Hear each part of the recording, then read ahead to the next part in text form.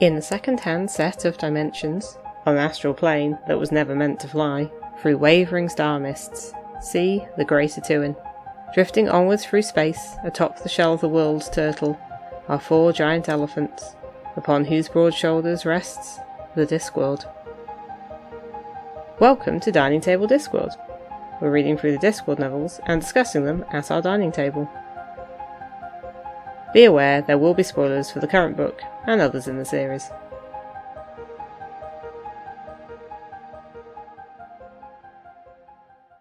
Hello, welcome to Dining Table Discworld. I'm Dave. I'm Kathy. And today we are talking about the second of what could be arguably said to be the Uberwald duology. We are talking about The Fifth Elephant, published in 1999, which is also one of Kathy's favourite Discworld books, so this might go on a while. Possibly. So, Kathy, what's our synopsis? The Watch continues to expand with a traffic division and fast citywide communication using the new semaphore-based Klax technology. Vimes is reluctantly sent to Uberwald as ambassador for Angua to attend the crowning of the dwarfish Low King. Could this be linked to the recent unrest among local dwarves and the theft of a replica dwarvish ceremonial object from Angua Museum? Meanwhile, Angua is suddenly called away by an old friend from back home, and Carrot resigns his post to go after her with only a plucky talking dog for help. This leaves Fred Colon in charge of the Watch, with disastrous consequences. In Uberwald, Vimes is out of his element and away from the law, aware that the world is watching. But while he's dealing with dwarves, protocol, vampires, diplomacy, werewolves and lies, Vimes is asked to consult on an underground crime, and the link to home is severed when the Klax is sabotaged. Vimes is just trying to keep his people safe in a society that's hostile to them, and detests how much it's all playing politics. But even after he's rescued from the deadliest game, Vimes has a murderous werewolf to deal with, and will anyone be prepared to tell him the truth, and the whole truth? There is a lot going on here. Yes. So, do you want to start? So yes, this was, as you say, my favourite. I think when I went to university, which was when the Discworld books were still coming out, and I did join Discsoc, this is what I mentioned as my favourite of the Discworld books. I am not surprised reading it again that it was. I do like the witch books as well. And I think this one also, I suddenly realised why I kept thinking in the last few watch books we'd read, where's Lady Sybil? It's because this book is one where she's back, so that's really great. Have a soft spot for it, and as we keep finding with these, various things seem still maybe even more relevant than when I read them. Yes. I think this is one on the other hand, I don't think I read as much because I remembered nothing, but nothing was new. You get what I mean? It's like kind of. Yeah, I didn't. If you sat down before I started reading the book and asked me to tell you what the plot was, or even who done it. Yeah, I've not a clue. No, I remember all that. When reading it, nothing felt new. Like it was all familiar. Yeah, and it would have been read at least once, most likely twice, but many years ago. But no, it didn't stop it being enjoyable. But it's a little bit more new for me. Okay, so where shall we start? I think we first need to just have a brief comment on the pronunciation of a certain baked good that is featured quite prominently in the book. So there's a certain type of food that biscuit. No, that. Sometimes rhymes with cone and sometimes rhymes with gone, and there are, I think, various implications for whichever one you use. And I know which one I used as a child, and also that I think at least one occasion I was told that was the wrong way. So I'm talking about the scone of stone, which is the dwarf artefact, and it's basically the, I guess, dwarf bread, but scone, that is used to, I say, crown the Low King, I guess, throne the Low King. It's the ceremony. It's a ceremonial. It's the coronation seat. Yeah. And obviously, is based on the stone of Scone. Yes. Which is the Scottish ceremonial throning stone that was stolen by the English, obviously, and then I think was it like some people stole it back at some point in it's got a while ago. A few times. But anyway, so Scoon's in there as well, but I've discounted that as not the name of the baked good. That's clearly what the reference is. Yeah. Now, I would actually pronounce that baked good as scone, but that doesn't rhyme with stone. No. Which is the joke. But it's only really called the scone of stone at the beginning, and then it's just called the scone the full way through. Yes. So I'm probably just going to go back and forth, because if left to my own devices, I will probably just say scone. So yeah, I just thought I'd say that to start off with. It's like a whole thing in like England, I guess, but A lot of things are, I'll not worry. For our American listeners, a scone is equivalent to a sweet biscuit. And biscuit when you're talking about gravy and biscuits. Oh, okay. Like I know cookies what we call biscuits. Yes.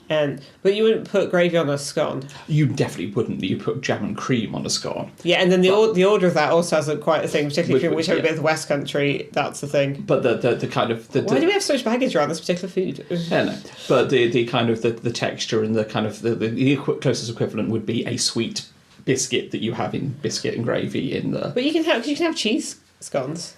That's what I often make, which isn't sweet. But an American biscuit is usually savoury. I don't think actually that's what that was. Okay. Basically, there are a lot of words for this thing just in this one country we're in, let alone anywhere else. It's going on to the actual concept of the book. It's in the book.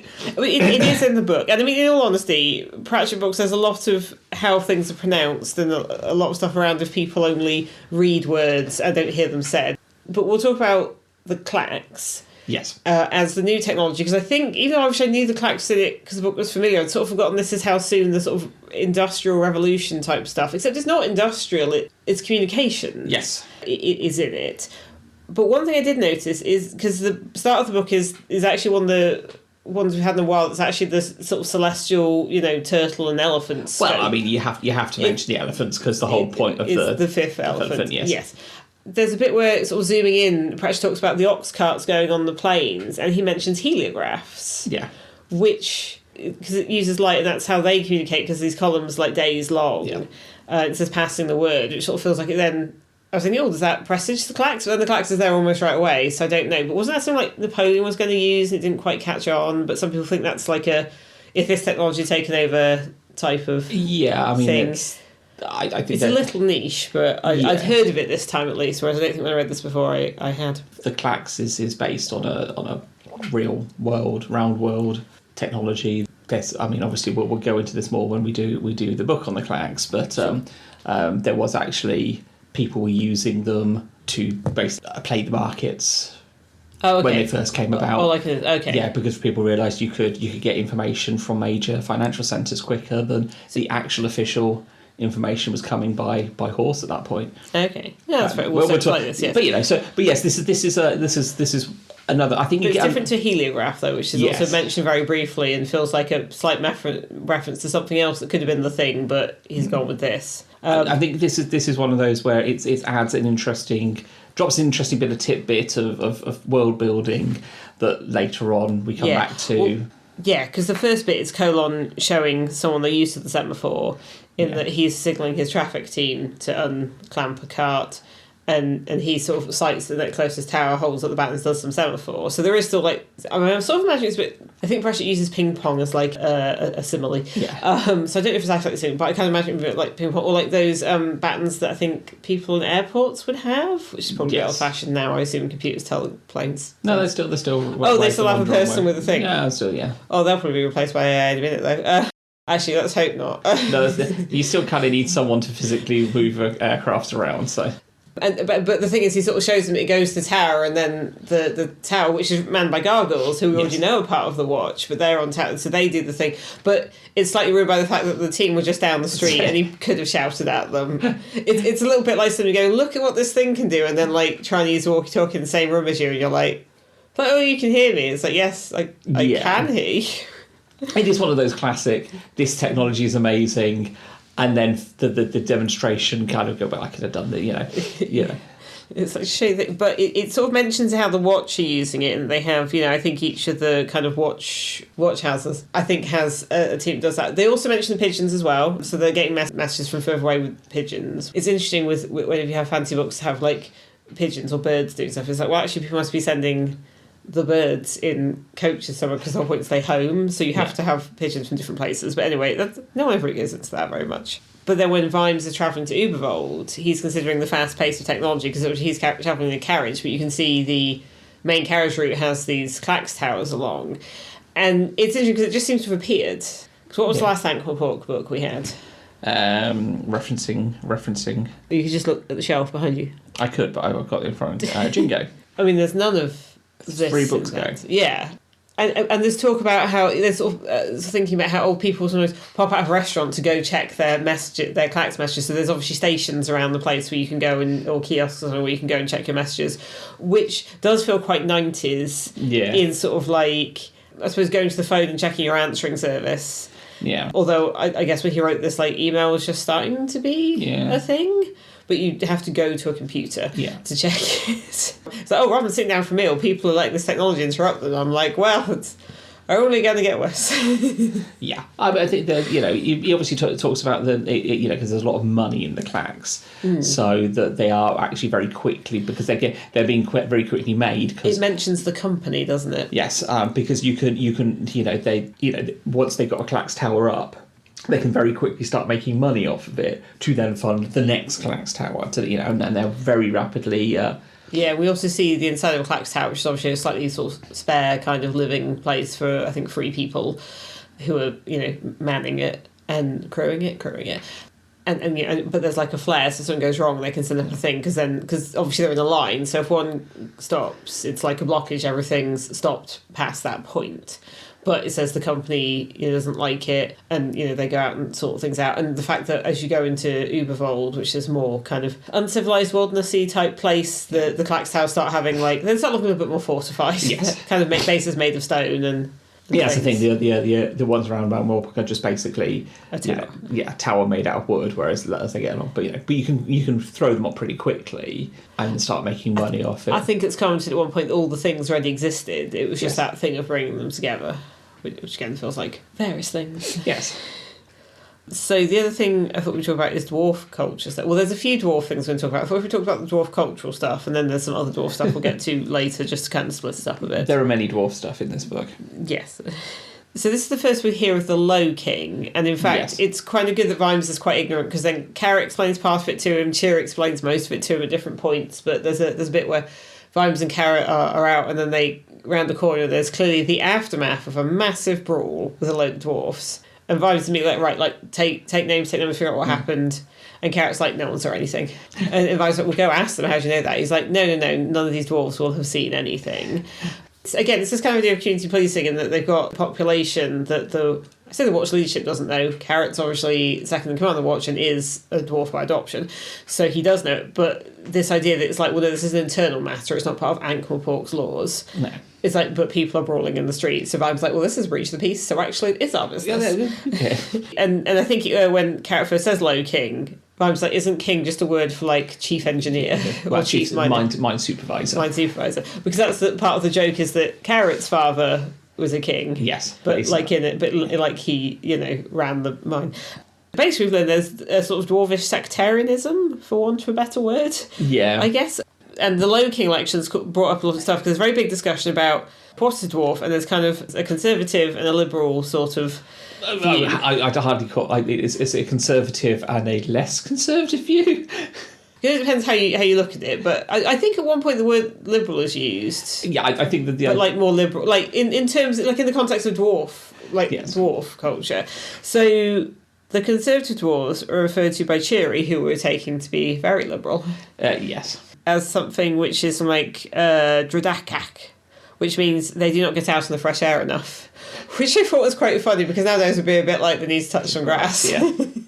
But it's the idea that these are very traditional dwarfs who believe that even seeing the sun means you aren't a dwarf anymore. Dwarves live underground and they have to stay underground. Now, I sort of assume that because you can only grow a limited amount of things underground, so I'm sure there's various things, including the ingredients for beer, that have to be traded in. But I imagine that's a little bit like various religious groups who will get people who aren't of that religion to do things for them to get around the religion observances. Yeah. That's always the thing that exists. It's like, well, we aren't allowed to do these things, but these things do need to be done. So we'll find a group of people to do that. It doesn't go into that, but that just sort of occurred to me. But some believe that being above ground or having any interaction with humans means you aren't a dwarf anymore. And those dwarves live in the mountains. Yes. And Uberwald seems to be a big area of them. And then they also mention Copperhead as being the biggest dwarf city, because that's the big mountain. I'm assuming the idea is that whole mountain is a dwarf mine. Yeah. Copperhead sounds like it's a little bit more progressive, but I mean, it's still a traditional dwarf mine, and maybe there's some mixed feelings there. We don't see it because we don't see that bit. But then it's pointed out that this causes some disagreements in the biggest dwarf city outside of Copperhead. And Vimes like, oh, is that Summer? And it's like, no, it's Ankh-Morpork. And he's like, that can't be right. It's like, no, it's Ankh-Morpork. And this is the point. Ankh-Morpork is a human-built city, but its dwarf population is so large that it is the second biggest dwarf city on the disc. Yeah. And all the dwarves there don't believe that being above ground or, having an interaction with humans is some sort of thing that makes you not a dwarf anymore, because, of course, they're dwarves. It's very nuanced, and this is the thing, and it's explained quite well through different conversations. There's a bit where Vimes says why the dwarves think they don't have a religion, being a dwarf is a religion. And the thing is, it does feel a lot like various religion, like bits and pieces of different religious and cultural groups that, again, in the UK are a minority, but do exist and have their own things going on, that probably goes a little bit below the kind of general, traditional English stuff. Like the stuff that people tend to focus on, and you're like, oh, well, that's just, that community's thing. Yeah. But then you look into it, it's like, there's a lot to it. Yeah, you've got that. So I think Ankh-Morpork kind of ends up being a more liberal dwarf city just because the dwarves are there. But there are what they kind of refer to as the deep down dwarves, which is this lot who go about in stand chairs and cover themselves up. So they're covered all over, which sounds like one thing. They also seem to have quite pointy hats, which feels like another thing. So there's a lot of visual stuff coming into this that sort of pulling from feels a few contradictory, but I think it's its own thing. Sometimes it's a bit like, well, why should you care what these people think? You're still dwarves. Obviously you're dwarves, what? But then Cheery goes into all these traditions they have, and it kind of relates to legal and ceremonial purposes. So a lot of these very traditional dwarves are part of, it's not a priesthood because it's not a religion, except, it's culturally incredibly important. Yeah. And it's this idea that stuff like legal stuff, ceremonial stuff, marriages, land stuff, inheritance is all administered by this group of not priests. So the Low King election has been quite fraught, because depending on who got the thing, it would either be somebody who was quite conservative and traditionalist, and they did think might have actually said, a lot of these people aren't dwarves, compared to somebody who's seen as a bit more forward-thinking and liberal. Yeah. Or at least liberal for a dwarf. There are dwarves in Ankh-Morpork who've been born there. They've never been to the mountains, but that's still back home. It's always back home, which again, that's when you're, an immigrant population, even if you're, a few stages, a few generations down from the initial migration, there's still the strong cultural sense. And again, he just does this all so well. I remember reading it as a teenager and being like, oh, yeah, but probably not realising the depth to it. I think the key to it is it doesn't come as an info dump. It's seeded throughout the book. You get chunks of it throughout, but it's not. You don't get. It's well presented as well. So it's not just a. Yeah. Here's an encyclopedia entry on dwarfist culture. Well, no, because there's Carrot explaining some stuff to Vimes in the context of Vimes about what's happening, and Vimes hearing it, but Vimes is being told it. Oh yeah, but this is the point. And then later Cheery explains things a couple of times, because the other thing she explains about is about the knocker men. Yeah. So this is the thing. So there was this again the pointy hats, and I think the very heavy male thing is the knocker men. And Cheery actually had a brother who was one and lost it. So the idea of this is that obviously if you're mining, there are pockets of gas that are explosive, and so flame will kill you, but also how you see. And the conservative dwarves, that's very much like a thing they have. So the knockmen used to go down and they'd have all this heavy mail and stuff to try and protect them in an explosion, but they go down and try and find out what the pockets of gas were, and basically potentially blow themselves up for the good of the community to keep mining. So it's very much this kind of sacrificial role. And the idea is that no one marries knockmen because you don't know if they're going to come back, and so you're taking yourself out of part of the community for the good of the community. And so they're very revered and honoured and stuff. And again, Cheery said she had a brother that was one and who died in the course of it. But then about 50 years earlier, a human invented a safe kind of lamp that would basically turn a different colour. Would turn blue. In the presence of the gas, and then you'd know, and you could. But it wouldn't explode. But it wouldn't explode. Well, because I think there was also some sort of mesh. And apparently, and this caused a war 50 years ago. And I was like, when was this? And she was like, oh, most humans don't know about it. And it's just, maybe a couple of houses fell into holes, because literally dwarf war is basically undermining. They're just going and collapsing each other's mines and things. Dwarfish law is its own kind of thing, and had the Low King been the one who didn't like Ankh-Morpork, didn't like humans, didn't like above ground, it might have caused this massive schism. And another war in which I'm guessing nothing would have been safe. But, yeah, and Vimes just didn't know any of this, because why would he? But on the other hand, at least he's got officers in the watch who can explain it to him. Yeah, no, that's, it's a lot of stuff there to, the idea that the Knocker men, traditional groups, even though you had this safe lamp, would still do it the old-fashioned way, would still take a bird. It's their tradition. Take a bird, effectively a canary, down with them. Oh, yeah. And poke invisible pockets of gas with a flame on a stick, because that is the way you did it. That is the dwarfish way. There was also the idea that if you went deep enough, you could hear things. You could hear these mythical. So we hear, I think it's Aggie Hammer Thief, isn't it? Yeah. Which is kind of at one point a dwarf says it to Vimes, and then Carrick's a bit like, no, that's just a mythical person. And Vimes like, did he just say like Sweet Fanny Adams to me? It's like, well, but I think it's more than that. It's that you might hear these spirits when you're wandering the mine shafts, the potentially going to your death on your own. You just with a canary and a bit of fire. Yeah, your mind's going to do strange things. Yes, and also there's the idea that maybe you can get deep enough and you can hear the pulse of the elephants. Yes, or something, like if you've gone down through the disc. We should really mention briefly what they're mining. Because So in the Uber, I mean, they're mining various things. They are mining, places, yes, and obviously gold isn't the important one. But in I think most minerals. In Uberwald, though, it is fat. It is fat from the fifth elephant. It's supposedly. So the fifth elephant thing's quite interesting. The idea is that you had there's the four elephants at the back of the turtle. The idea was there's a fifth elephant that slipped off, somehow orbited around and crashed into the disc way back in prehistory, which is a little bit like... So there's this hypothesis of a giant impact, a planet impacted with what was Earth, smashed into it, became Earth, and the stuff that kind of shot off that then became the moon. Yes, it's... I think it's called Thea or something. Yeah.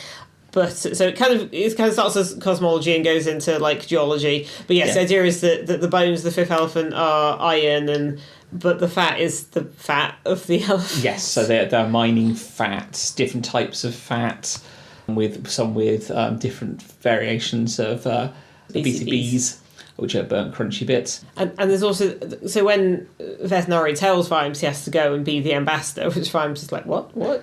The idea is that, Angua pork needs Vimes like, clearly it's about resources, it's about trade, what's happening. Yeah. It's like, no, it's fat. It's like, do you know how many candles this city consumes? Yes. And he's like, don't we just make this from tallow? He's like, not most of them, though. Not enough. I think it's an interesting thing that it's another example of sometimes it's not the obvious things that trade revolves around or is important trade. It's, in this situation, it's fat is more important than the gold, the mineral wealth. Iron. It's like those are important, but it is, without candles...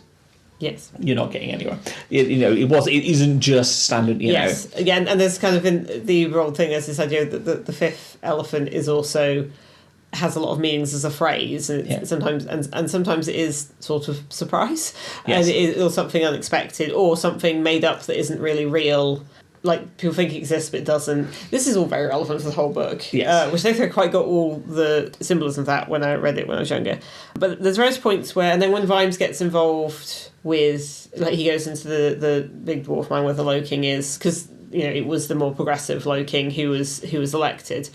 I say elected. I think it's like a small group of people elect the Low King. It's not. Well, it's not democracy. It's more. Well, I'm going to mention the Holy Roman Empire later as well, but something of that nature. I think it's the can you gather a consensus around somebody enough to get you get the Pope. Yeah, you get the majority behind them. I think the Pope is not bad. Yeah. In a lot of respects, you end up with someone who the most people don't hate, kind of. Yes, it's always going to be a compromise. Yeah, and definitely the Low King in the book is definitely somebody who most of the people doing in that position don't dislike them strong enough to vote against them, kind of thing. Yeah, against him. So it's Rhys Rhysson, who is not from Uberwald, which seems to be more conservative, or Cophead or Angua pork, which seem more mixed and more progressive. Reese is from quite a small community in Clamados, which, if we remember, is Discworld, Wales. Yes, which is not surprising given Wales is strong mining history for them for Pratchett to have a and I think dwarf culture there. When I'd read it before, I'd sort of understood that it was Wales, but hadn't, because he doesn't do the things with the L's like in soul music with Buddy's accent, but Reese is always saying, something or other, see, and he's always doing that, and I think I didn't quite hear that in my head when I read it as a kid, but now I'm reading it and I'm like, it's that sort of slight, which again, not everyone in Wales does, but it is part of the accent or the kind of way of speaking in at least parts of Wales. It's also the fact that Cheery makes a point that, this one's nice, or kind of suggesting it was one of them softer or more of a pushover. Yeah. It's like, no, in order to be low-king, you have to be pretty ruthless. Yeah. And I think the idea is that Vimes is going in and going, this one must be bad because he doesn't like humans and animal pork. And it's like, that doesn't make him bad. He just doesn't particularly... It's like, Reese doesn't like you either. He just doesn't think your existence is, like, anathema. Yeah. So... He tolerates you. There's a difference. Yeah. Yes. So basically the scone is stolen, and this happens after a replica of the scone, which is in the Dwarf Bread Museum in Ankh-Morpork, which Carrot takes Vimes to initially, and that's how we get some of the background of it, was stolen. And then also the owner of a rubber mould factory was killed. And so Vimes is... We'll talk more about him later. Yes. And Vimes like... And then... When him and Cheery are scoping out, bear in mind that Cheery is his best scene of the crime officers. Yeah. And because at first, no, we don't want any dwarves involved. And then Cheery shares various things, and Vimes is like, well, that's not what I thought, but that does tell me how a dwarf would think about it. There's also a little bit of a thing, which is like something about, it says about dwarves don't ignore sex, as in the act rather than and gender, which we'll get to dwarf and stuff later. But it doesn't seem to be important to them. And I remember thinking, so Castellandra is very unusual for a dwarf. Yes. But that does... The early Discworld stuff was very much like there were several of these dwarves, not like other dwarves. We're like, what are the other dwarves like? We've just seen these guys. Yes. Because there's the whole thing with dwarf opera, which is a big thing. There's these legendary stories of Blood Axe and Ironhammer, kind of about this sort of mythical founding of, I think, dwarfdom as like a kingdom, or the starting of the low king as tradition, and it's also about the baking of the scone. Lady Sybil knows it because they did this very important opera, which I mean is actually, I feel like dwarf opera and Klingon opera, in my head they're quite similar. I think they are. They can go on. Their loud shouting can go on for a long time, and many weapons are involved. Yes, but it turns out that Lady Sybil knows it because when she was in preparatory school, she actually sang one of the lead roles, which is interesting because that must have been an all-girl school doing something that's from an all-male culture. But there's a bit where Sybil says something about being romantic, and Vimes like, wait, were they... But wait, which one was... And Sybil's like, well, they're both dwarves. And that's the interesting thing, is that dwarves are all he... We're going to just memory hole Carrot's mother. And in fact, I think he mentioned stepmother once, and equally it's like, or I think one of the watch books mentions a wife after a dwarf's killed, but we're just ignoring that for now. But yes, it's the idea, well, they're both, they were partners romantically or in life. But yes, there's this whole thing where at one point it's considered that dwarves don't really see sex as particularly important, gold and songs and more about that, but that they are very emotional about the whole thing in this song, which yes, at one point Lady Sybil uses this to her advantage, or to their advantage, in that she starts singing the song, all these dwarves are coming to arrest them and confiscate the scone after it's found.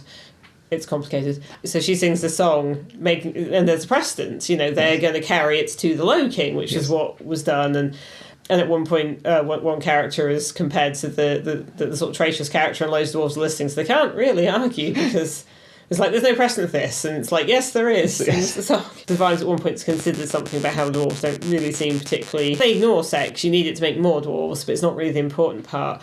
Although there is that kind of leads a little bit into a thing where. So with the rubber maker. So the rubber maker was a guy called Wallace Sonke, who was pushed into his own vat. And we get a suggestion of what came out. Yes. But there's the idea of a pack of Sonkies, and basically they keep calling them preventatives, but basically it's that these are condoms. Yeah. And there's quite a funny bit where they go to... Well, it's actually after Vimes has left, but I think Red Shoe goes to interview the troll worker that doesn't really understand it, but most employees are women, and they're always laughing. Because, of course, the way you make gloves is you dip a hand mould in. The way you make boots is you dip well, I guess not a foot mould, but a boot mould in. And so, yeah. But one point earlier, Vimes describes him as a national hero, and Carrot says, well, some people have views. Yeah. And I'm like, is it Carrot that has views or dwarfs that do? But we'll get onto that later. But yes, this idea that, like, sex isn't important to them, but maybe there's some sort of prudishness there, or is that kind of Carrot? Possibly. It's difficult to say, really, but I mean, Carrot is his own bag of problems. We're going to get to that bag of problems. Shall we go through some characters now? We'll start with Colon and the sugar, and then Nobby and the Union. This is an example of a man who gets promoted too far above where he's comfortable. The whole point, as has been said many times before, is that Sergeant Colon is Sergeant through and through. He just threw him like a stick of rock. But then, Vimes goes, but it's temporary. He's just going to be ambassador for the coronation, then he's coming back in a bit. Leaving Carrot in charge. That's fine. Captain Carrot, here's the second in command of the watch. Yeah. But the thing is that Vimes takes with him, it was going to be Angua, she races off, we'll get to that, but he takes detritus, who's also a sergeant, and so the only sergeant left is Colon, who becomes captain of the watch. Acting captain of the watch. Yes. So Colon, who at the beginning, literally, as well as showing the semaphore, also shows how crooked he is, because somebody basically offers him ice cream to get the clamp removed from their cart. I mean, the man. He is a stereotype of a certain type of police officer. I've read that Pratchett said that, like, every precinct or army barracks, wherever it is, everyone would come up to him and, like, they had a colon and knobs, and they'd always come up to him and go, you got them exactly right. And I think he said he was once told this by somebody who was clearly the knobs of that particular group. And I think with any large organisation, you do end up with these. And the thing is, he's crooked, but he's not maliciously crooked. Well, the thing I think, there's one bit, he was talking to this restaurant guy who was trying to kind of get around it by saying, like, he knew secrets, people think waiters don't have ears, and then Carl's like, I know a lot of things too, and it's only when he bribes with ice cream he does it. And I wasn't quite sure if when he said I know a lot of things too, it was that the restaurateur was saying he had something on Colon, or was Colon just saying, well, I also know things and that's not what I want. But, the thing is, Colon's in quite a cushy position with this. He is now head of the traffic division. Yes. Which is described, it's a lot of road enforcement, there's clamping. You don't see, it's clamping gone. I don't feel like you ever see it anymore. I remember as a kid, you'd sometimes see clamps on cars. It's less. I feel like I've not seen one it's got to be at least 15 years, maybe 20. No. Maybe more. These days they'll just send you a parking ticket after the fact. Because I feel like it's something you'd occasionally see. And that was clearly a thing that was set up by Vetinari as a kind of thank you for what happened in Jingo. And there's a way of kind of keeping, I guess, Colonel Nobbs occupied. But I think as well it was to try. It kind of funded itself. They've got a speed camera with an imp. But I think it was also trying to keep the traffic moving within Morpok. I think the increased number of carts in the city, you end up with if you park one in the wrong place. Or, I think it's... I mean, I'm all for traffic enforcement, this. Traffic and parking enforcement, I feel there should be more. I think it's Vetinari. It's going, well, we need somebody to do this. This is a little bit of a thankless task, but also it just needs somebody to... Well, I don't know, I'm not sure it's a thankless task, because there's also an element of the... Because Vimes, when it was announced, is a bit like, they're getting a thanks for something, because it's something that's quite clear-cut, but also it kind of funds itself. Yes. I think it does make sense as something that Morpok would need as it grows. Yes, but I think it's more of a plum job than that. But what happens is Colon immediately becomes incredibly paranoid, and because he knows all the tricks, he sort of assumes everyone's doing them, and he basically drives out all the watchmen. Like, he says, don't eyeball me, and he's like, no one's looking at you. It's like, I don't think people can't earhole me or nostril me. And then he thinks people are putting things in their tea. He's like, stirred with a spoon. I know that one too. And then he starts getting obsessed with the sugar cubes. Yes. It's this descent of madness, really, isn't it? It's. I think it's and there's this big pile of Vimes had a big pile of paperwork on his desk just because Vimes would just leave things.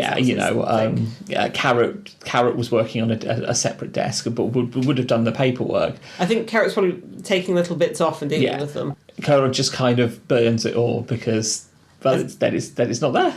It's dealt with. Yeah, I mean, it's a method, isn't it? Yeah. I think Carrot was a bit like, some of those pals were starting to feel like friends when he came back and realised. But yes, I think it's he does. He just becomes tyrannical really, really fast. And I think the worst thing he then does is, because obviously he needs another sergeant.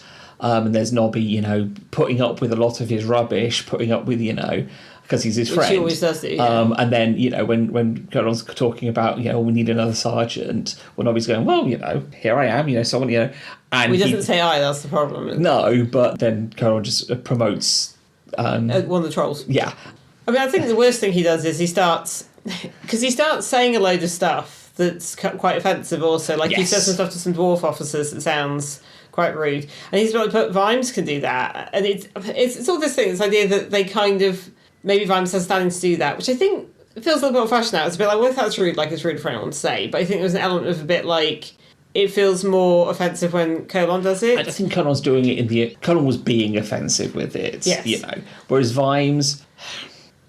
You felt that Vimes had a certain degree of respect, even though he used a derogatory term. There was a certain...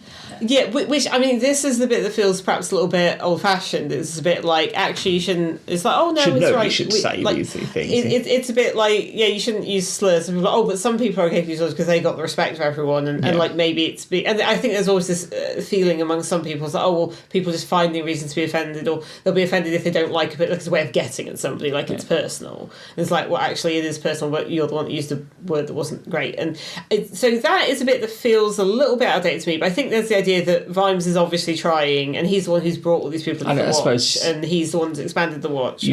Colon's the kind who probably does grumble about it. Also, how much is it Vimes saying it in private or amongst his... I'm not sure that's necessarily better. But, no, I'm not saying it's better, but I think it's the kind of thing where Vimes, although he doesn't think he should be a diplomat and doesn't like being ambassador, is more diplomatic. Yes. Because he has to be. And he's got a lot of respect. Doesn't have a bit at all. Colin starts looking at sugar cubes and thinks people are stealing them, and they aren't. And he fires people left, right, and centre randomly. He manages to depopulate the watch in the course of a couple of weeks, pretty much. I feel like it's only like a week. I mean, it's certainly a short time period. And then he keeps having to report to veterinary, and part of him realises what he's doing is awful and is terrified, but that bit's frozen, so he's just going on this bullheaded kind of way. I think the best bit is, though, crime actually goes down. Yeah, I was going to get to that. So, because at one of the various points when Colin is terrified talking to veterinary, Colin's like, one bad apple ruins the whole barrel, and the patrician goes, I think there's only a basket now, possibly a punnet. Also, the one bad apple thing, because I think that's I think in case of, police corruption, I think in other things, well, where it's like corruption or one bad apple, and it's like, and people never say the second bit. It's like, it's not one bad apple, so we'll just not do anything. No. So that's not the same. but yes, it's just that he fired a load of people for almost nothing. A lot of them quit. Well, no, I think when the firing started, people started quitting. Also, it's only made the point, they're a bit like, he's sort of telling people off for taking flavours, and like, he goes on patrol with a basket. Yes. Or a swag bag or something. There's also quite a good bit, and I can't quite remember how it came up. Veterinary is used to talking to Vimes and sort of like telling him things and getting through, and then he's having to keep switching tracks to get to where Colon is, and then it's perplexing, which he probably realised in Jingo in the submarine, but yeah. There's one bit where Colon says something about, not in favour of unnatural things, sir. And the veterinary looking perplexed. You mean you eat your meat raw and sleep in a tree? I remember that one quite a bit from reading as a kid, because whenever people say, oh, this is unnatural, you'd be like, so are most things. Like, take a look around you. It's all not natural, probably. I don't know, that our avocado is quite natural. We're in England and there's an avocado in the corner. It's not natural. Anyway. But yes, him passing over Nobby means that Nobby then becomes... rightfully so. I think it's a matter of disgruntlement but also seeing that something has to be done. He forms the Guild of Watchmen. Union of Watchmen. Yes, it's not... I think... Why did they say guild? I'd written union here, but it's effectively... The paper... All the right paperwork's gone in, though, so... Yes. So, yes, he basically... And then calls them all out on strike. Yes. While Colon's barricaded himself in the office, accusing everyone of stealing sugar cubes. And he keeps counting them, they keep being less each time. And it's very clear he's just eating them and not noticing. And also that he's not good at counting. Yes. Or reading. He's not skilled at various things, which, it's a society where many people aren't particularly literate, no. But... I do like this one bit, which I don't necessarily agree with the thing, but it's just quite a good pun. It's like, there is a saying, it won't get better if you pick it. Because yes, Nobby's out there with the strike at the watch house, and then Veterinary's coach comes along and talks to him and goes away. But yes, Veterinary approves the watchman's strike because it's a crime-free day. And then his secretary, like even the Thieves Guild, who are legal, are lying low, and his patrician secretary Drumknot is confused. He goes, but surely when the cat's away, and Veterinary goes, mice can't anticipate, and the humans know that Vimes will be back. And even Nobby, who's done all that, partly because, his friend Fred pissed him off by this thing, if he got Nobby in, Nobby was almost a bit like he could have been the kind of in-between and smooth things over, but when Colon promoted the dwarf over him, Nobby was like, the troll over him. Nobby was like, no. And but even he's in his head terrified, going, Mr. Vimes is going to go spare. So yeah, that's just quite a funny sort of back in Act report. Colon's gone insane, and only part of him realises it, and part of it's. Well, yes, because part of him is thinking, oh, this is easy. I could have been off a while ago. I don't know why other people were. So he's doing all this bluster even to himself a bit, but part of him's like, no. Oh, no. in the end, they only get him out of the office by bringing Mrs. Fred in. Angua and Carrot, which, yes. I mean, we've discussed before how I like Angua. Yes. And has werewolf versus vampire been more of a cultural what's it when I was a teen rather than coming along later when I was in my 20s. I was like, werewolves seem more cool, and I think Angua is a big part of that. And basically, she's supposed to be going to the Uberwald delegation, because the point is that Vimes got Angua, Detritus and Cheery because they're all from Uberwald. Yes. Although Detritus came down to the city when he was, tiny, so... Yeah, but Angua specifically is part of a aristocratic family from Uberwald. Her parents are the Baron and Baroness von Uberwald. And since her first name's actually Seraphine... no, that's her mum's name. Delphine. Yes. She has a load of fancy names, like aristocrats do, and then just uses one of the middle ones. Much like various people who like to not seem as posh as they are. Yes. Anyway... That's another thing here. But but basically a wolf comes, who she knows, and then tells something and races off, and she sends a letter to Carrot saying, I'm going off, I've got a family thing, just leave it. And then Carrot immediately resigns his post and chases after, taking only Gaspode, who he knows can talk, and also can talk to Angua, and also can smell. But he's an excellent tracker. He needs an excellent tracker. Well, because he can't smell anything. He's human / dwarf. Neither good smelling. No.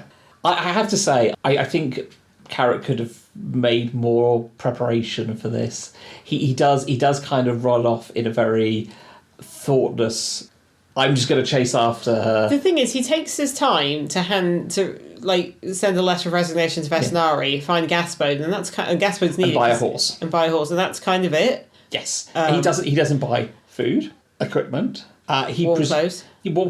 He's got to have known that he's going to be travelling to Uberwald, which is not exactly an easy route or warm, because they keep talking about it coming up to snowing, and there is snow in it. It's quite wintry. Yeah, he doesn't even pack a toothbrush. This kind of he does something, resigns with the patrician, does it all properly, and then doesn't think it just seems. Oh yes, because he actually goes to the patrician. He's not even sent a letter. No, he goes to him. Goes to the patrician, resigns. Because the patrician gives him a clue that he should check whichever gate it is. Yeah. And it just does feel like he's being a little bit of an idiot. It's kind of partly really organised, partly reckless. But if you think about in Jingo, where Angua was taken, and that's why they ended up getting the boat to Clatch, Vimes is sort of amazed that Carrot's there having a sleep. And he's like, how can you sleep when your girlfriend's been taken? And Carrot's like, well, me being, unrested won't help her when we catch up. So it's a bit odd. I think there's various things that I think are supposed to be quite romantic, and I don't feel it. The thing is, when I was a teenager, I read this, I was like, it's fairly romantic. But now I'm a bit like, meh. I don't like their relationship quite as much now that I'm a grown adult. I'm like, okay. I mean, it's sort of nice. I suppose you've got this thing that, because this is Angua leaving. I mean, she says she's going to go do all the family thing, but she is leaving. And there's been various times before, her initially hooking up with Carrot was supposed to be a one-time thing because she thought, I'm about to be chased out of town, might as well. And then they're obviously in a relationship, and then the fact that Carrot's very monogamous, that seems to be kind of maybe how dwarves are anyway. Yeah. Also, kind of seems how Carrot is. And that's fine. I can't personally fault anyone for that. But just the fact, he's very committed, fine, lovely. But it all seems to be Angua's a bit not sure. And there's been previous books where she's been a bit like, I should go. He doesn't like that people, make fun of the fact she's a werewolf. It makes him uncomfortable. He doesn't kind of like it. It's almost like he doesn't like the complexity of it or the nuance of it. Like, he's very simple and straightforward. But again, with Carrot, there's always this thing of like, is he simple and straightforward? Does it just seem that way? But there's stuff under the surface, which is brought up quite a bit in this book. Also, the fact that when Vimes is saying, well, who would kill Wallace Donkey, he's a national hero, the overpopulation crisis would be worse, if it weren't for him, which is fair. Yeah. Carrot's like, some people have views a bit stiffly, and I'm like, does Carrot have views? Are they not taking precautions? That is a question. Yeah. Well, I mean, we don't necessarily need to know, but I'm a bit like, I don't love that, if I'm honest. No. Because, I mean, the whole thing with, people getting a bit obsessed about, Carrot and Angua from the weird king for obsessive people.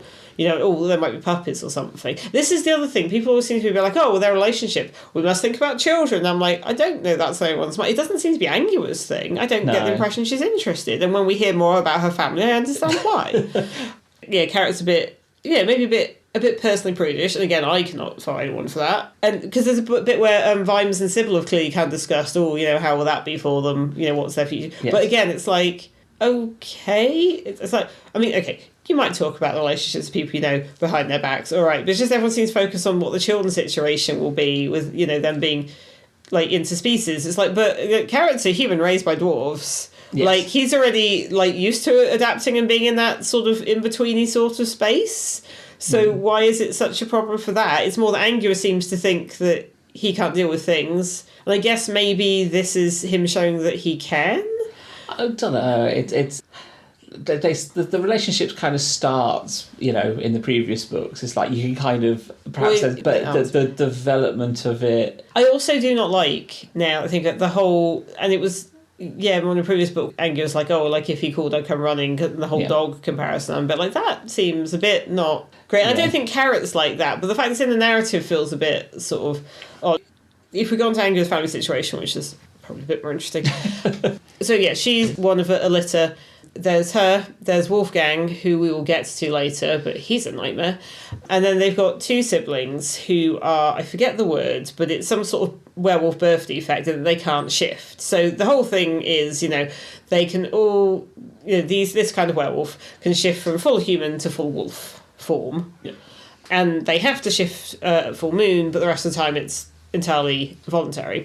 But they have two siblings who can't shift. So one of them is always in human form. There was a sister that was always in human form, and then there was a brother who was always in wolf form.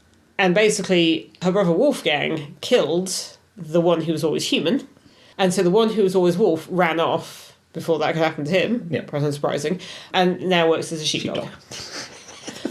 And I think that's a brilliant little. It's like, not only run away, he's now getting gainfully employed as a sheepdog. But and the thing is, Angua is sort of explaining this to Carrot, like this after he catches up with them, and he's like, "Oh, that's nice," and she's like, "What?" And I think this is the thing. Angua's always a bit upset that Carrot doesn't react more, but the point is, he did react a lot by even coming out. So it's a bit. This is the thing. They always seem to be like Angua always seems to be kind of at odds with him, and kind of. She's annoyed at him because he's not being unreasonable, which she knows is unreasonable. I think that annoys her, it makes her feel more unreasonable. But again, it does sort of seem this thing that he's fully like, yes, I'm in this is the relationship, and she's a bit like, okay, but there's some stuff you do that quite annoys me, and also the fact she sort of feels like she needs to be with him. I don't know. Yeah. I mean, part of the thing is also Gavin. Yes, Gavin the wolf, who is the old friend.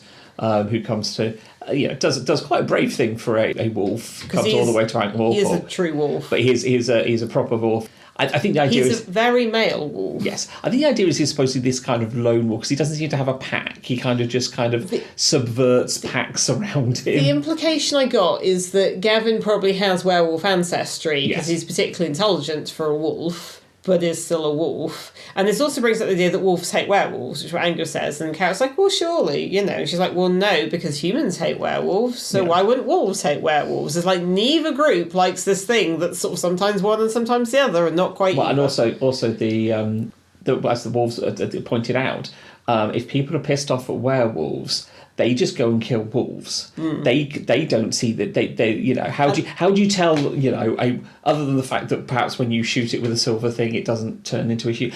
The point is, you go kill wolves. Wolves are the easy things to, you don't just go around murdering people in case they're werewolves, because that's just not, but the wolves cop it. Yeah. So this is the reason why Gavin is coming to Ankh-Morpork to get Angua, because he sees the problems. He sees what the von Uberwald family is. Not so much all of it is up to, but he sees the problems. What Wolfgang's doing is that she knows Wolfgang is doing something with the dwarves. There's meetings in the forest, and the werewolves are getting worse, and that's making everyone tetchy. And then obviously, the wolves get. I wasn't quite sure if Gavin didn't have his own pack, or if he'd left his own pack to kind of go do the travelling or go back to them, because presumably he must have some stake in the local area. But he seems to kind of obviously subverts every pack they run across. I mean, he immediately turns up. Fights the alpha, becomes pack leader for a bit, and then leaves when they get out of their sort of range. Yeah.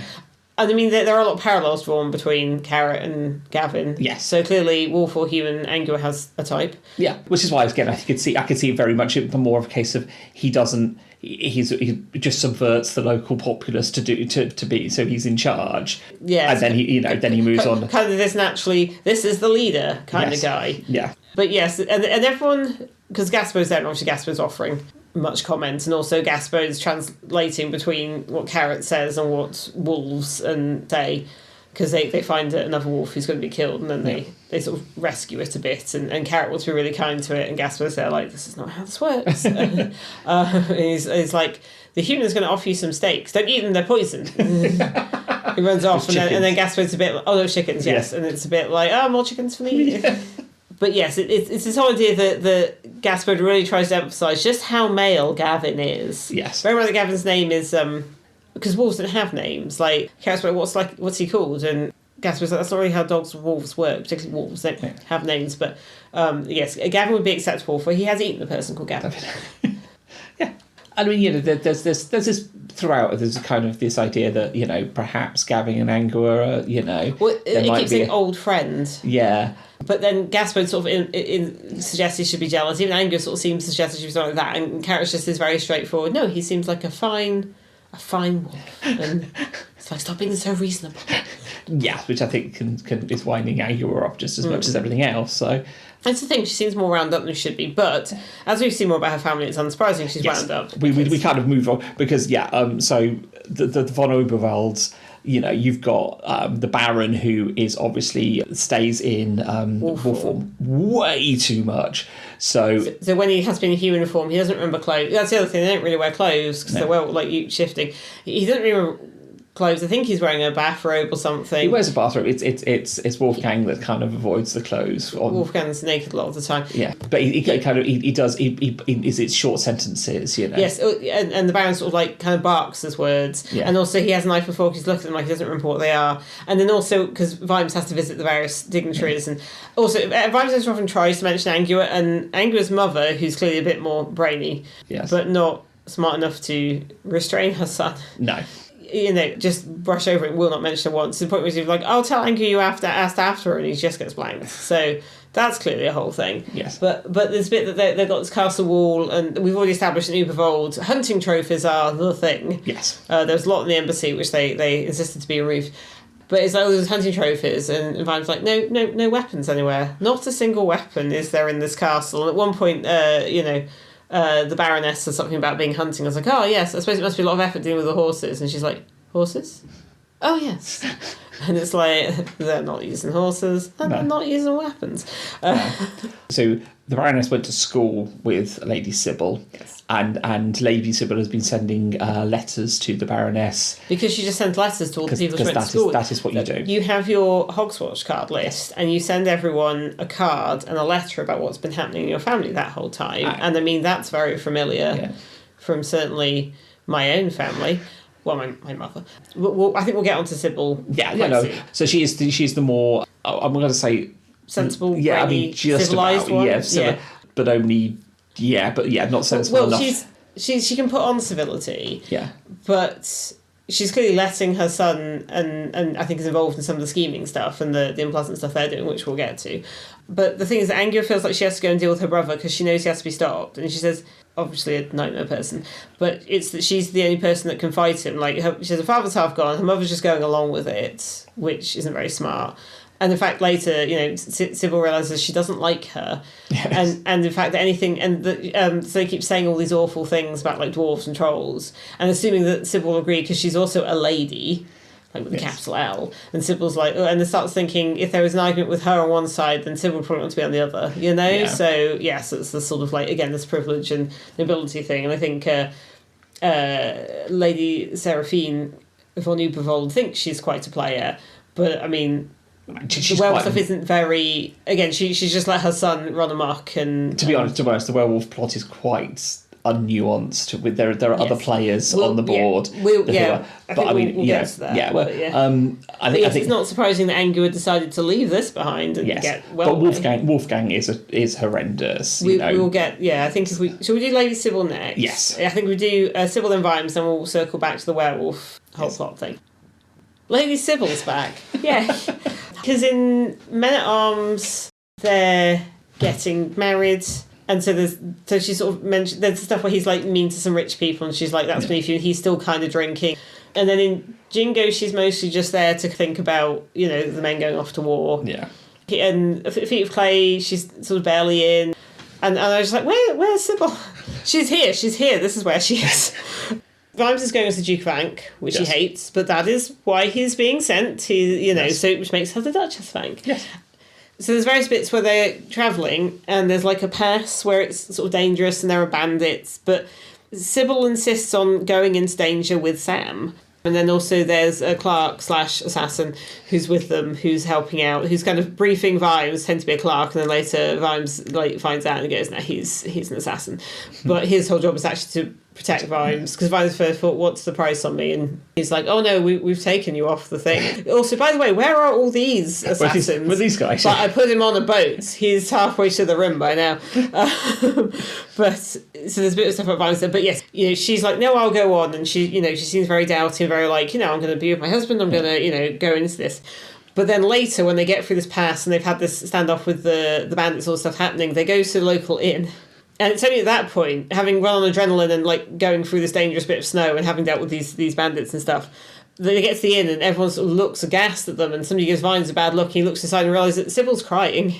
She was actually very upset with this because she doesn't do danger. I mean, she breathes swamp dragons, but that's the type of danger she knows. Yeah, that's a very different type of danger. Yes. And you can't, And he sort of apologises. Oh, I'm sorry. But he's not very good at comforting. No. He's very awkward. He's very... it says at one point something about him being the kind of man who incapable of kissing his wife in public, which...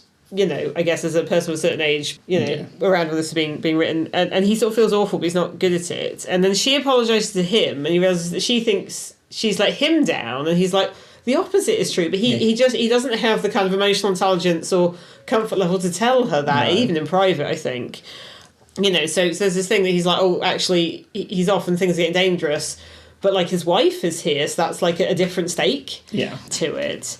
And then there's stuff later in the embassy. So she's in the embassy and she's redecorating it, and they take down all the heads, and she's measuring for carpet, and she's dealing with Igor, who's obviously the main servant there. And but there's bits when there's sort of explanations about, because the previous he wasn't ambassador but the consul, because it was consulate, wasn't it, sort of disappeared, and then Sybil finds the secret room with the secret exit and all these notebooks. And Vimes like, wait, what? He was a spy? And Sybil's like much more clear-headed. She's like, well, yes. And Vimes like, but that's not right. And she's like, you spy all the time. So I do not. And she's like, what about? And then she names all these people who are clearly like basically snitches in Angua. Informants, thank you very much. Yes. And he's like, that's information received. And Sybil, who... is in the aristocracy, and yes, hasn't been involved in international stuff particularly, but, is a bit like, well, Havelock just walks a bigger street. It's also the fact that she always calls Vassanari Havelock, because she's known him for however long. Vimes does find it kind of useful for Sybil to be there, because when they go to the sort of celebration before the coronation, it's all very diplomatic, and, he's got Cheery and Detritus are attaches. Yes. And at one point, Vimes introduces her as Duchess of Ankh. And it's clear, Vimes loathed the word Duchess. So if he was using it, he wanted her to out-Dutch everyone. So Sybil immediately goes into Duchess mode. And then if Vimes wants to move away, she's like, hello, how are you? And she gets very aristocratic and very friendly and very complimentary and also quite overbearing. And yes, but it means that Vimes can be kind of pushed through because she can do this. She is raised to this sort of thing. Weaponised aristocracy. Also, the only other Duchess we've had in the series so far was Susan, who does no Duchessing whatsoever. She's definitely not a Duchess. Does anyone in Stokehealer even know what she looks like? I imagine she turns invisible most of the time when she has to... Is she ever there? We don't know. We know nothing about Stokehealer. She's just Duchess of it. But that said, though, I mean, it's quite common for people to be Duke of wherever and they never go there. Yeah. Like, that's not really how those titles work. Except it does seem like it is a bit more on the Stowe Plains because, like, you're then actually ruling that city. So who knows what's happening? Clearly, we're not supposed to care. Yeah. But here, you know, Sybil, proper Duchessing, you know, that's all there. And we already discussed how Sybil knows, you know, this famous dwarf opera, one of the most famous songs, sort of duets from the dwarf opera, because she played one of the leads at school. So, I mean, this thing, she's loving the cultural stuff because she knows about this sort of thing and she was trained in it. You know, and the fact that she's fine that, there's a dwarf love story and it doesn't have gender because everyone's a dwarf. Yeah. And then later she's like a really good ally to Cheery. Yeah. Helping her. Because there's a bit when they go to this inn on the journey where, you know, Vimes like, oh, well, Cheery can go be the lady's mate. And then all the people in the inn object because they're like, well, dwarves are he. So, and Vimes is like, no. It's like, you can't say, like, Vimes like, no, we're going to insist on this and help out. And it's like, you know, Corporal, just like close your eyes at the appropriate moments. I don't know. But yes, but there's this whole thing where you sort of get bits where Sybil's sort of thinking about the fact that she hears stuff. Like, she knows Vimes wouldn't kill, and how much Vimes will kill is in this very much. She hears about later, like, fights. You know, she hears from the people in the laundry that sometimes there are bloodstains on the clothes and stuff. And she, there was a rooftop chase, there was a brawl, there was a scuffle. And she sort of knows in her heart of hearts he's a really good man, but she knows he also has a dangerous and difficult job that puts him in contact with a lot of very unpleasant people who have, like, alarming nicknames. There's this sort of idea that she's like the domestic, you know, it's the kind of her indoors kind of thing. I also like the fact that she turns out to be a more quote secret weapon when it comes to trade talks. Yeah, so well, I mean, obviously her knowledge of the dwarf opera saves the day when dwarves come and means that they can actually take the skin into the mind. But then they end up meeting the Low King, and it's Vimes and Sybil, and Vimes at this point is very confused. But what happens is, because Sybil was in the embassy when they're waiting for stuff. Oh well, then I said the werewolves take her. So this is before they get to the mine. The werewolves invite her. That's when she sort of realises, oh, actually these people are awful and the food was terrible, like they don't know how to cook. And it's like, I don't think they cook very much. No. She's there a bit like, let me find the quote because it was amazing. Among the other unwanted baggage handed on the young Sybil to hamper her progress through life was the injunction to be pleasant to people and say helpful things. People took this to mean that she didn't think. And again, there's the thing, you know, the Baroness will call dwarves subhuman, and Sybil doesn't like that. But I don't think she quite at this point knows how to call that out. It's just not the fact that, you know, she thinks she'll agree with her stupid opinions just because they're both aristocrats. But then she realises she wants to get out, so she escapes boarding school style, which is like tying all the bedclothes together and going out the window. But as she's doing that, she hears the sort of banging from the other end of the car. She's like, oh, Sam is here. People are worked up and angry. Sam must have arrived. So she sort of is in the process of saving herself when he turns up to save her, which is fine. But yes, when towards the end they go to the dwarf mine. Yeah, because obviously they had sent a clerk to do the diplomacy stuff, but unfortunately he was got by werewolves some point. Diplomacy and spying. At some point earlier in the book. So at the point where actually it comes down to the meat and fat of it, to actually get the trade sorted. Well, Vimes is kind of looking startled, like he's also he hasn't slept for a long time. He's very tired. True. He had been chased by wolves quite a lot then. We'll get to that. But yes, so Sybil basically having done her research because she was bored. Vimes and Sybil are showing what is basically one of Dwarfton's greatest secrets. Yes. And having know this, and the king's like, oh, so maybe we'll give you this and this. Like, it was like, wait a minute. And she immediately goes, we want this many pence per barrel on this. After 6 months, we want this much on this. I don't think this seam is going as well as you guys think. I think... And then both Vimes and Low King are like, huh? And basically, because Vimes just be like, yes. It's like, what... you know, it's like, what do you want? And Vimes like, fat? Frank more pork? And then Sybil's in there with, you know, we need this grade at this and this grade at this, after 6 months this, well, you know. And she does this negotiating for this, and the king's like, no, wait a second. It has this whole negotiation, and Vimes just there like, what's happening? But it's amazing. And in fact, later, the king's a bit like, can you send somebody else to negotiate before your lady, like, bankrupts us? Or something. Yeah, I think it's because later on he announces that they're mining silver again, but, you know, basically... Send another negotiator. Yeah, send another. Please send someone else. It's the fact that Sybil was there. And this thing, you know, so Sybil's so pleasant, and she's quite posh and nice, and people are, she's probably a bit silly. But, you know, she knows this thing. And she most likely read the briefing packet. Well, she was there and she just read the notebooks and she figured it out. And I mean, the thing is, she has also been managing a household for a very long time. Yes. Because it's unclear when her parents died, and she clearly doesn't have siblings, but, like, it's clearly just been her rattling around that place with servants for quite some time before she met Vimes.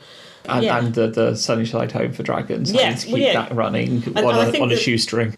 It's not a shoestring, because she is... I mean, it says the thing about hampering her progress through life. She is the richest woman in Angua. Yes. And so, yeah, she's been hampered in, like, some psychological ways, but she also has a lot of a generational wealth. So we shouldn't feel too bad for her in that respect. Okay. You still need to budget for dragons. Again, I mean, she literally gives the Watcher a building. But the other thing with Sybil, which is she keeps in Angua on the journey, and then later at least once or twice in the book, keeps trying to tell Vimes something. Trying to have a conversation. She's like, I saw Mrs. Content, and then something interrupts them. There's also the fact that Vimes has... I'm not the best pleased with Vimes' husbanding thing, because it's that sort of thing where heterosexual marriage is sort of shown as, like, two people trying to get around each other, and I was like, that's not really selling this whole thing that we're supposed to have based our whole society on. And I mean, like, you know, like, we're happy with it, works for us, but like, it's like, I don't feel like people of the future looking at this and be like, well, this seems like an institution that needs no help, or it couldn't be improved. But yes, there's a bit where Vimes has that whole husbanding thing where he's like trying to, like, listen without really listening, so he can just figure out how to respond at the right moment without paying attention. I mean, does this feel like a little bit like a ChatGTP giving the answer? Oh, I hadn't thought of that. No, I was just giving the answer that is expected. Well, I mean, there without actually thinking of what the. Well, I mean, I was just not, because it's sort of this idea that it's a husband's skill to be able to listen to your wife going on and be able to not just nod or go in the right places, but actually say something that sounded pertinent. But the fact that Sybil can see he's doing it, and then she's like, and then I thought we'd bring the crocodile, and he's like, yes, I think the bananas will work. Yeah. What she eventually tries to tell him is that she's pregnant. Yes. And he's like really surprised. He thought maybe they were getting on a bit for that, and she's like, well, no, my family's been bred for breeding, so it's fine. So that's kind of nice. And then at the end, when at first Vimes was thinking, oh, he could get back to Angua, because whenever Vimes is outside of Angua, he just wants to be back in Angua, where he knows how things are. And there's been this whole thing about him being outside the law and away from the law. But then suddenly he's like, oh, you know what, we're actually going to go on a little holiday. Yes. Which is nice. Yeah, it's nice. He finally realises, no, we've had a bit of a rough time. We're gonna take the very scenic route back. Much like in Witches Abroad, where they went to see the elephants. Yeah. Speaking of, I think we get on to Vimes now. I feel like this is the first book where we're definitely getting into the Vimes show thing, which is more in the rest of the series. But I think this is where it's not necessarily started. Like, there's always a lot from Vimes' point of view, but I feel like this is where we get very in on Vimes more so than perhaps. Like, say, because it felt like Carrot had fairly equal kind of billing for a while. Yeah. But now it feels like Carrot's less than this. I mean, he's in it a fair bit. It doesn't feel as you central. You don't get as many. Well, you get the other characters. It's usually from Vimes' point of view. Yeah. I mean, we get some stuff from Sybil's, obviously, but we get a bit from various people. But yeah, I mean, Carrot is still a viewpoint character. Angua less so, though. Yes, this whole idea that Vimes isn't a killer, but he's dealt with them and understands when someone's going to be efficient about killing, like the assassin Skimmer would be, and when they're just putting on a show or enjoying it. So when they meet these bandits at the pass, Vimes sort of sneaks away, and then he like lights his his cigar, and then sort of shoots them. And he only gets, well, I think it's actually Skim that kills one guy, but he manages to shoot one guy enough to disarm him, and then they get away. The point is he manages to he shoots one of them, and I feel like he does kill one, but he doesn't. He didn't mean to, and then the rest are killed by the assassin. Yes. And then later the assassin's like, oh, we don't grandstand, and Vimes like, what do you mean? He's like, oh, the thing with the cigar, and he says, what, you mean the bit where they were all looking at a light in the dark? Yeah, because Vimes had closed his eyes so he could retain his night vision. lights the cigar, they're all looking at the light, and then he still has his night vision. So it's this thing that Vimes has been in a thing, as Sybil kind of vaguely hears about, where he has had to do some not great stuff, but it's always been self-defense. And you're right, he shot that one, didn't mean to kill them. And there's a bit where it goes, he'd never killed anyone with his bare hands before. Truth to tell, he never deliberately killed at all. There had been deaths. And that bit doesn't mention the villainous past, because then he kind of gets a bit of a reputation as being like the butcher of 30 bandits and a dog. Yes, when actually it was 7 people and he only killed one of them. Yes, it's this idea of like what will he do, how far he go, but and he said there's times when if you're in a like hand-to-hand fight and it's you or the other guy, you just have to hope. Yeah. If you're rolling down a roof. Yeah, I think the thing is he's been around lots of accidents. Rooftop chases, accidents happen. I think it says at one point something about like if you roll down a roof, you have to take the other guys underneath you when you fall, like that. There's all these things he's done where people have died, and he has probably been the cause of their deaths, but only because they pushed it. Yeah. And then this comes up with the werewolf stuff in the book, and it's also Vimes sort of realising what his role is as ambassador, because he thinks I'm just there to like be a bit fancy, which he hates, and be the Duke of Angua, which he hates, and talk to a lot of like posh people, one of whom is a vampire, which he hates. But it's quite, in some ways it's quite good, and I think this is maybe what we were talking about before with Vimes having respect, is that Vimes refuses for Cheery and detritus to be treated differently. Yes. He refuses for Cheery to be treated like a man just because she's a dwarf, and he refuses for detritus to be treated like property. Because this is the thing, dwarves not allowed in the town unless they have a certificate from their owner. Trolls. Oh, trolls. Oh, trolls, yes. Yes. I'm going to keep doing that, which is annoying. Sorry. But yes, and in fact, when they say that they won't let Cheery in because to the dwarves there, she's an abomination, and they use what's clearly a slur, which even detritus knows is a slur, at her, and because she's wearing quite a sensible skirt, but it is like a little skirt. You can see her ankles. And then they're also saying, well, trolls are only allowed in the town if Noda, and he's like, he's a free citizen of Ankh-Morpork, these are both free citizens of Ankh-Morpork, and he's like, and then Vimes is willing to turn around and just leave. He's like, fine, I'll go, and then Ankh-Morpork will not be at this coronation. Yeah. And all the powers that be are kind of looking around and being like, oh, okay, and sort of like he gets invited, but, oh, we're sorry. And he also looks at the local watch, who are really just guards in the pay of whichever noble, gives them all. They get orders from different nobles, and they just do what they're told. Which I think Vimes sort of thinks, that's kind of what we used to do. Which I think is the least complicated and the safest way of going about things for them, to be honest. Well, because you've got the dwarves, the werewolves, and the vampire Lady Margalotta, who we may get to. But yes, it's all this the stuff, and then Vimes is like, oh, I haven't been sent to a coronation, I've been sent to a war that hasn't started yet, because there's obviously all the stuff going on, and there's a bit where Vimes is talking to the Baron, and well, mostly the Baroness, and he's like, oh, this is diplomacy, it's like lying, only to a better class of people. It's also making mindless chatter while watching people, like being a copper, because that's the thing, he's watching people, and he can see who's being shifty and stuff, and it's like, and again, it's like that thing that Sybil said about, well, it's just a bigger beat. Yeah. It's international rather than on the street. Basically what happens is when Vimes is being chased by werewolves, which again we'll get to the game, there's a few he does do stuff which would kill them, but werewolves are undead, which again but they're not the best term, but yes. They're more durable than your own. Yeah, the point is only fire and silver kills them. They don't have silver there. There's a few things where he like somebody, because he falls down a waterfall and he's in a boat and they're chasing him, and he holds somebody under the water, and then he whacks someone in the door. So there's this stuff, and they probably they're gonna have a headache. It'll take them a while, but they're walking back. And he's after killing werewolf will cover. He had this bit where he wanted to beat his chest and scream, and in a voice strategized how best to describe, but a deeper, raw, red voice says to kill them all. So he knows there's this thing. He knows it's in him, but he's always keeping an eye on it. Yeah. And again, this is a thing we'll get more and more with Vimes, particularly as it becomes more and more about Vimes. Yes. But it's not dissimilar to some of the Granny Weatherwacks before. And in fact, where the Granny Weatherwacks were previously in Carpe Jugulum was very much, I think, the culmination of a lot of that. Vimes is kind of, I think, on the start of some of this sort of thing, which will become, I guess, more involved in dwarf stuff, but also more mythic later on in the series.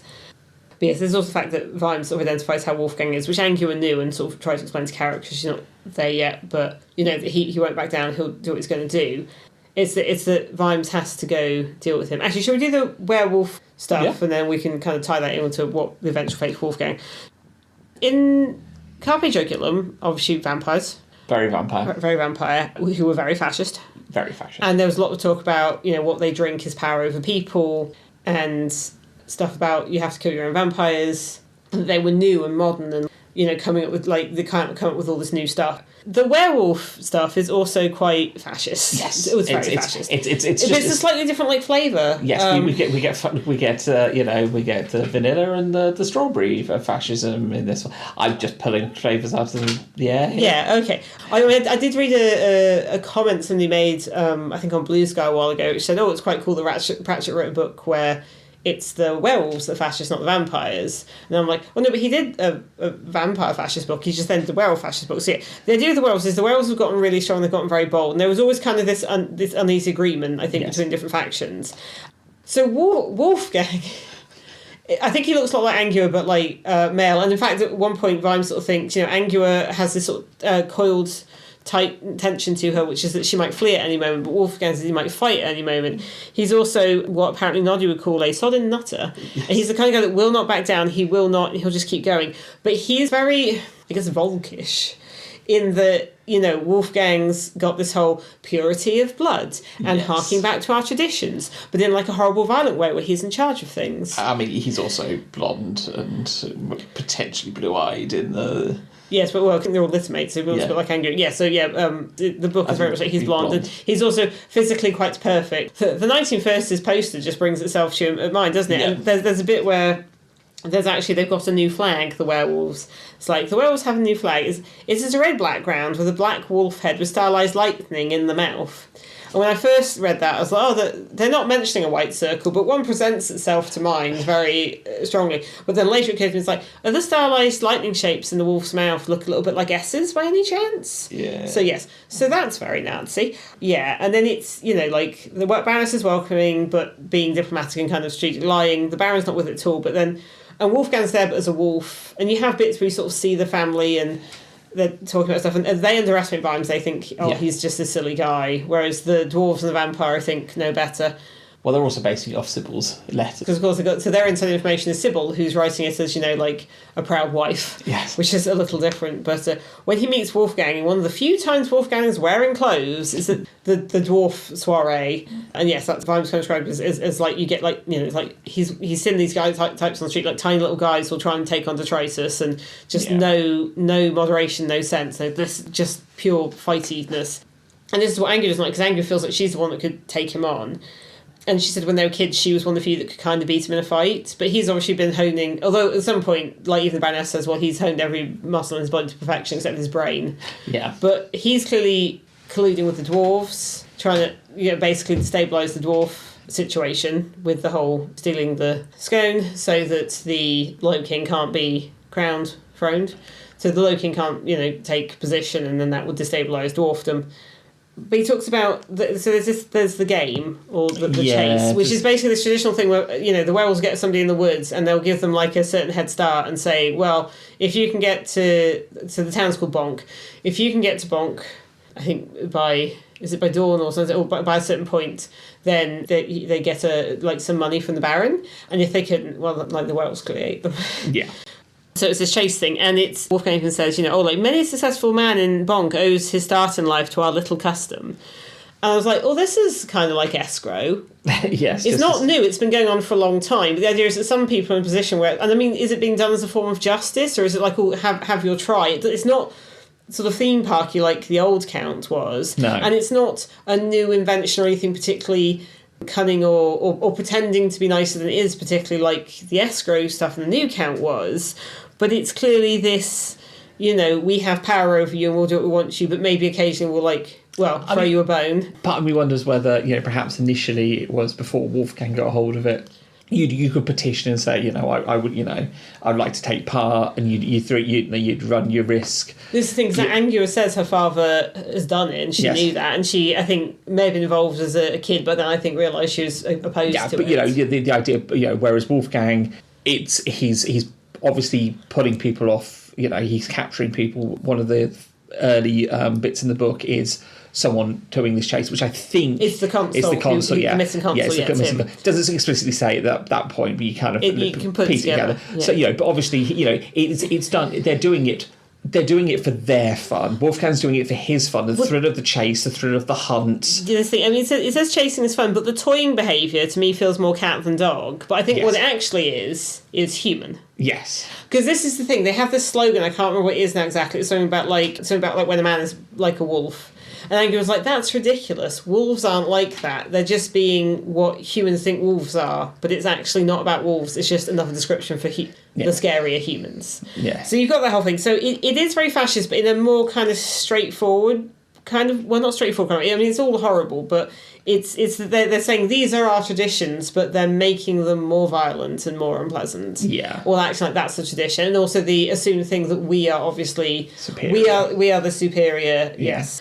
Yes, I also feel a little bit like, because, so Vimes is trying to run, and I mean, it shows the scenes of somebody running through the snow away from them, and then later on it's werewolves, and the idea is that, they're actually quite clever, like, you might, try and use water, or climbing a tree, or hiding something to get there, but, like, if you're running from dogs or wolves, but these are also people, and they can figure things out, so, Vimes has to resort to being quite violent at various points, and also he sees Death for a little bit, because Death seems to be doing this new thing, where he turns up to make things uncertain, and I'm like...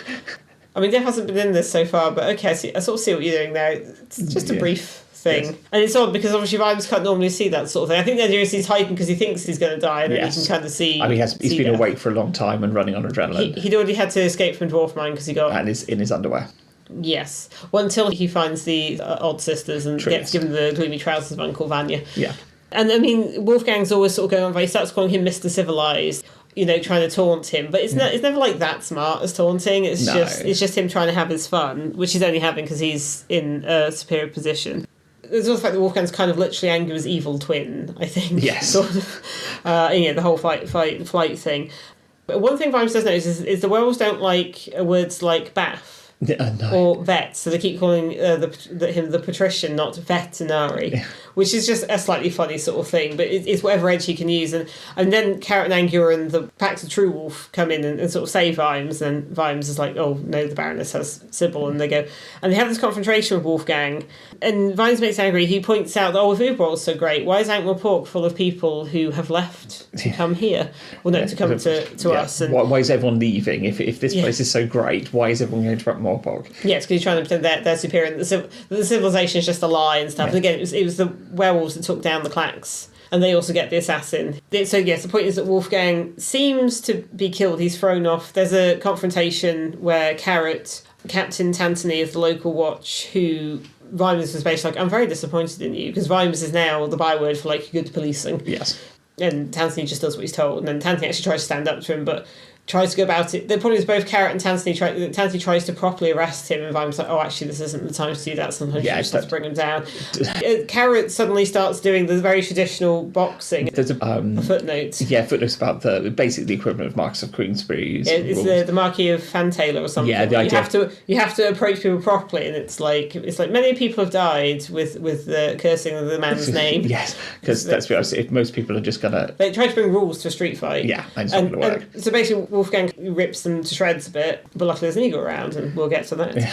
And then he gets thrown off the bridge, and everyone's like, he's gone, and Vimes like, but... And then he gets washed downstream, which, Vimes already had a little bit of.